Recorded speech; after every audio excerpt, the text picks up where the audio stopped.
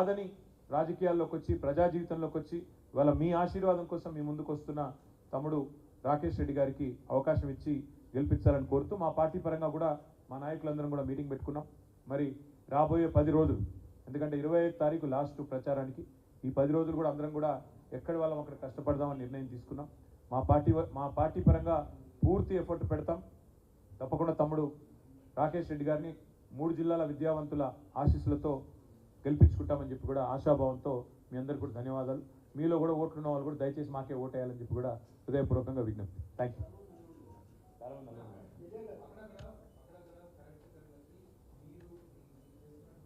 ఏంటది కరెక్ట్ కట్ట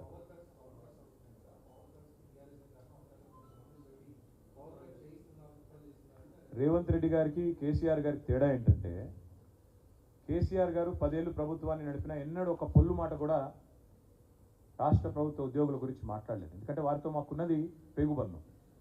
ఉద్యమంలో కలిసి పనిచేసిన వాళ్ళం. రాష్ట్ర ప్రభుత్వ ఉద్యోగులతో సకల జనుల సమ్మె చేసిన, పెన్ డౌన్ చేసిన, సింగరేణిలో స్తంభింపజేసిన, ఆర్టీసీ చక్రం తిరగకుండా ఆపిన ఉద్యోగులతో మా పార్టీకి ఉండేది పేగుబంధం. అందుకే ఎన్నడూ కూడా మేము ఉద్యోగుల పట్ల కుదిరితే ప్రేమపూర్వకంగా వ్యవహారం చేసిన తప్ప ఎన్నడూ నిందించలేదు. ఇవాళ రేవంత్ రెడ్డి తన అసమర్థతను, తన ప్రభుత్వ చాతగాంతనాన్ని కప్పిపుచ్చుకోవడానికి విద్యుత్ సంస్థ ఉద్యోగులు నిందిస్తూ ఉన్నాడు. మరి విద్యుత్ సంస్థ ఉద్యోగులు కూడా ఆలోచించాలి. మీరేమో అహోరాత్రులు కష్టపడతా ఉన్నారు. రాష్ట్రంలో విద్యుత్ వ్యవస్థను కేసీఆర్ గారు 7,700 మెగావాట్ల నుంచి జగదీష్ రెడ్డి గారి ఆనాడు మంత్రిగా ఉన్నప్పుడు 7,700 మెగావాట్ల నుండి ఇవాళ దాదాపు కొత్తగా దామెరచెర్లలో యాదాద్రి ఏదైతే ఇప్పుడు కమిషన్ అయిందో 1,600 మెగావాట్లు, దాంతో కలుపుకుంటే దాదాపు 20,000 మెగావాట్లు దాటిపోయినట్టు, దాదాపు 20,000 మెగావాట్లకు చేరుకున్నది.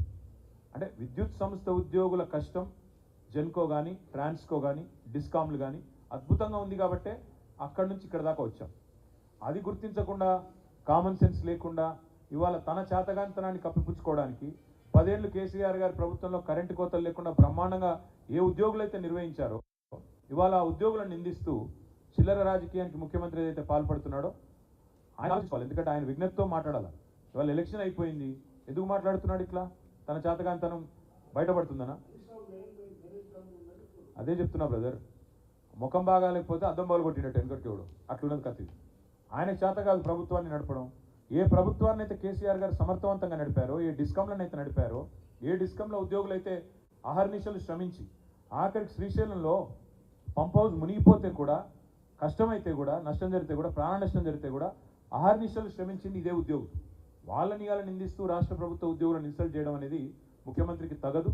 ఇకనైనా రేవంత్ రెడ్డి గారు తాను ముఖ్యమంత్రి అనే విషయాన్ని గుర్తు తెచ్చుకుంటే మంచిది. ఇంకా ప్రతిపక్షంలో లేడు. ప్రతిపక్షంలో ఉన్నప్పుడు ఇట్లే గావు కేకలు పెడబొబ్బలు. అప్పుడు పోలీసులను తిట్టిండు, ఉద్యోగులను తిట్టిండు, కొంతమంది తొత్తులు అన్నాడు, మళ్ళీ ఐఏఎస్ అధికారులను తిట్టిండు, బీహారీ గ్యాంగులు అన్నాడు, ఇంకా కూడా అదే దిక్కుమాలిన మాటలు మాట్లాడుతున్నాడు. ఇది మంచిది కాదు. ఇప్పుడు ఆయన ముఖ్యమంత్రిలాగా మాట్లాడాలా? ప్రభుత్వాధినేత తన కింద పనిచేసే వాళ్ళు తానే నమ్మకపోతే, తన పరిధిలో పనిచేసే ప్రభుత్వ ఉద్యోగులను తానే నమ్మకపోతే, ప్రభుత్వ ఉద్యోగులను తాను గుర్తించకపోతే దారుణం. నిన్న నారాయణఖేడ్లో నేను చూస్తూ ఉంటుంది. నిన్న నారాయణఖేడ్లో టీచర్ల మీద లాఠీచార్జ్ చేస్తారండి. నారాయణఖేడ్లో నిన్న ఏం చేసిండ్రు టీచర్లు? పోలింగ్ డ్యూటీ చేసిండ్రు. పోలింగ్ డ్యూటీ చేసినాక దానికి సరిపడా వేతనం మీద ఉంటుంది, ఆ వేతనం ఇవ్వాలా, అది ఇవ్వలేదు. ఇవ్వకపోగా అడిగితే వాళ్ళ మీద లాఠీచార్జ్.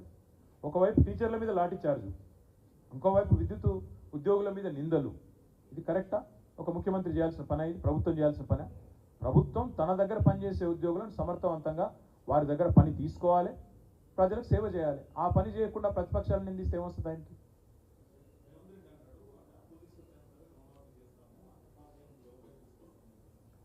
రేవంత్ రెడ్డి ప్రభుత్వం విద్యావంతులు ఇది కూడా వినాలా దయచేసి. రేవంత్ రెడ్డి ప్రభుత్వం శ్వేతపత్రాల పేరిట కొన్ని రోజులు గారడీ చేసింది. ఇది ప్రభుత్వం వచ్చిన కొత్తలో శ్వేతపత్రాలు, ఖజానా అప్పుల పాలైంది, అది ఇది అని చెప్పి సొల్లు మాటలు చెప్పారు. నిన్నగాక మొన్న రిజర్వ్ బ్యాంక్ ఆఫ్ ఇండియా వారి వాదన చిత్తుకాయుధంతో సమానమని కొట్టవతలు పారేసింది.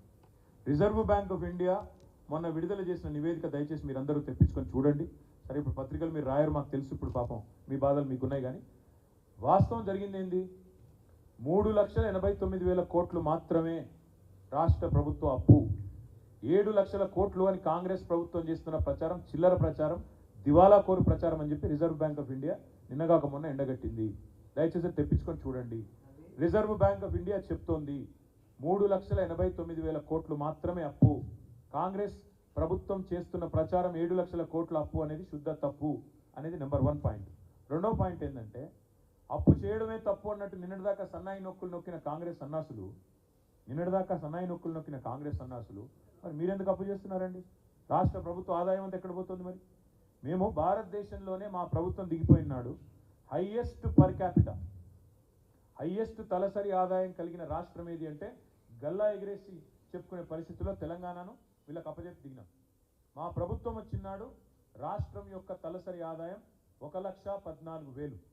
మేము దిగిపోయినాడు రాష్ట్రం యొక్క తలసరి ఆదాయం 3,08,000. ఈరోజు 3,57,000 కొత్త నివేదిక ప్రకారం. మరి ఇంత తలసరి ఆదాయం ఉన్న రాష్ట్రం, స్టేట్ ఓన్డ్ ట్యాక్స్ రెవెన్యూస్లో 80%తో అత్యధికంగా భారతదేశంలో ఉన్న రాష్ట్రం, రాష్ట్ర ఆదాయం అంతా ఎక్కడ పోతుంది?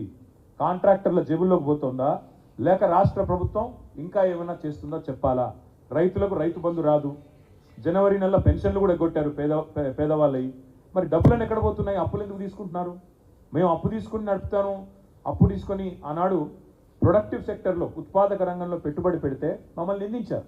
మేము ఇరిగేషన్ ప్రాజెక్టులు పెడితే, అసెట్ క్రియేట్ చేస్తే, మేము డ్రింకింగ్ వాటర్ మీద పెడితే, విద్యుత్ రంగం మీద పెడితే మా మీదనేమో నిందలు మోపారు.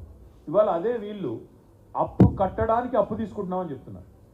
అప్పులు కట్టడానికి, రుణమాఫీ చేయడానికి అప్పు తీసుకుంటున్నామని చెప్తా ఉన్నారు. అందుకే నేను అడిగేది, ఇట్లా దివాలా కోరు రాజకీయం చేసేవాళ్ళు చెప్పాలా ప్రజలకు? మరి మొత్తం రాష్ట్ర ప్రభుత్వ ఆదాయం ఎక్కడ పోతుంది? పెరిగిన తలసరి ఆదాయం అంతా ఎక్కడ పోయింది? కేసీఆర్ గారు బ్రహ్మాండంగా మీకోసం అప్పు చేసినా ఉత్పాదక రంగంలో పెట్టి తలసరి ఆదాయాన్ని పెంచి భారతదేశంలో